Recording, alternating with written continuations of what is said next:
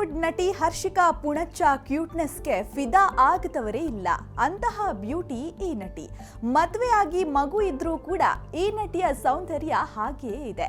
ಮೂಲತಃ ಕೊಡಗಿನ ಬೆಡಕಿಯಾದ ಹರ್ಷಿಕಾ ಕೊಡವ ಶೈಲಿಯ ಸಂಪ್ರದಾಯದಂತೆ ಉಡುಪನ್ನ ಧರಿಸಿ ತನ್ನ ಊರಿನ ಶಾಸ್ತ್ರವನ್ನ ಮಾಡುವಂತಹ ವಿಡಿಯೋವೊಂದನ್ನು ತನ್ನ ಇನ್ಸ್ಟಾಗ್ರಾಂನಲ್ಲಿ ಶೇರ್ ಮಾಡಿದ್ದಾರೆ.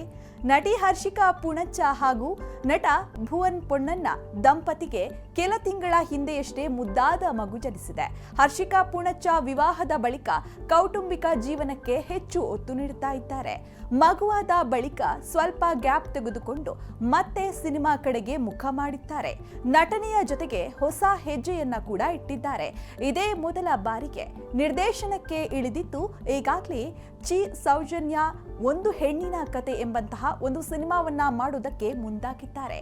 ಸದ್ಯ ಬಣ್ಣದ ಲೋಕದಿಂದ ಹರ್ಷಿಕಾ ಪೂಣಚ್ಚ ಅವರು ಕೊಂಚ ಬ್ರೇಕ್ ಅನ್ನ ಪಡೆದುಕೊಂಡಿದ್ರು.